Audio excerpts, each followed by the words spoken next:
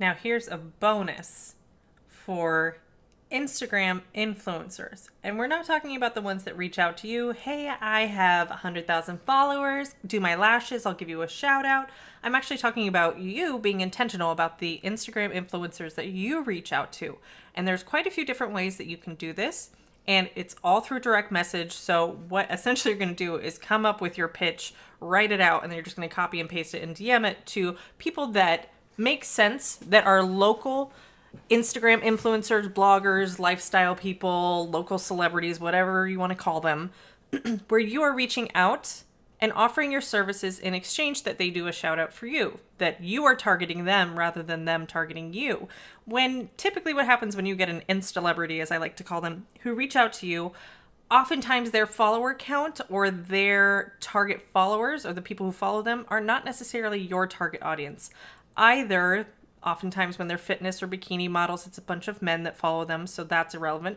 Or their followers are from all over the world or all over the country, and so they're not necessarily local people. But if you start to search for the local lifestyle bloggers, the people that have a local following, then it makes sense for there to be some sort of partnership where maybe you do a discounted or a free full set and they do a shout out, and then any referrals that come from their following, they could get a percentage off on their next touch up. So the way that you do that, we'll stick with the San Diego living right now, because usually people using San Diego living are talking about people who live in San Diego. I know, crazy. So I'm just going to kind of look through here and see what I might start with. So this is, again, the top posts. So these are the ones with the most engagement, which means that if somebody is showing up in San Diego living in the top post, it means they have a lot of engagement in their photos, which means that they are very active on social media. And it means that their followers see what they have to post. Now, whether they have 300 followers and they got 30 likes, that means that's a really high engagement. Whereas if you have 30,000 followers and you get 30 likes, that's not the greatest engagement. You may not show up in top posts. So I'm going to start off with this young lady in the middle. Mornings with Chanel, tagged in San Diego. So what I want to make sure is that she actually is in San Diego. So, hey, San Diego, what are you doing Saturday? Come hang out with me. I'll be on an influencer panel. So maybe she is or is not based in San Diego. Her location tag here on her profile says San Diego, California. She's a lifestyle blog for early risers, inspirational interviews, morning motivation, sharing my favorite, and she has 15,000 followers. So she is actually a perfect type of influencer that I would want to reach out to, just because I know she gets a lot of eyes on her photos and a lot of engagement. And it looks like she would most likely be targeting women. There's nothing too crazy inappropriate that I would be concerned that a lot of men follow her. And it also looks like she doesn't currently have lashes on. Those don't look like extensions. Those look like her natural lashes. Definitely aren't extensions. So she would actually be a good person that I would want to reach out to, and offering some sort of trade or opportunity for her to come get services from me with a shout out and her tagging my business.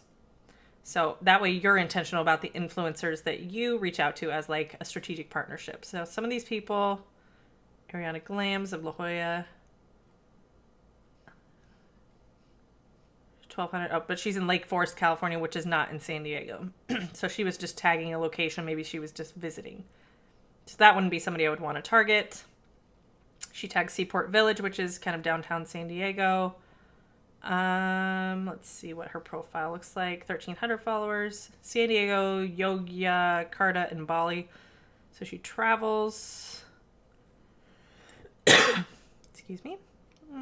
But some of her followers may be men. More men than women. She has this certain dude on here quite a bit. So maybe not the ideal one. Let's see. Oh, sold. So she is a realtor.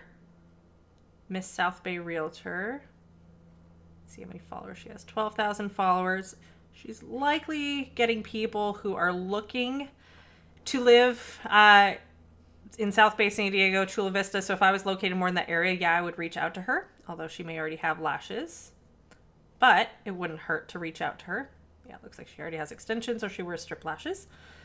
But she does have a lot of followers. She has 12,000 followers. I would be targeting people who were just new to the area or had just moved or who were looking to move. So that might be a really great kind of cross promotion. She looks like she knows what she's doing with photos. Coco San Diego. 5,000 followers. That's good. San Diego and Baja lifestyle blogger. That's perfect. So she would actually be somebody I would reach out to as well. She looks like she, is in front of a camera a lot. She doesn't look like she currently has lashes on either. So she would also be a person that I would reach out to and offer my services to. So you can kind of see, and if you're in a smaller town, don't think that you need somebody with thousands of followers. It could be, I'm looking up, let's say, the college in my town. You see San Diego. And so I may look at their top rated posts and find college students, if that was my target market, who had a lot of followers. Now it's probably a lot of men's and it's a male account. So I probably wouldn't reach out to them. But who are these girls? Mind Strong Movement, 93 likes. They have 700 followers. They have a podcast. So since they have a podcast and that is not necessarily location specific, I may not necessarily reach out to them, but I might see if their podcast is more towards local San Diego students.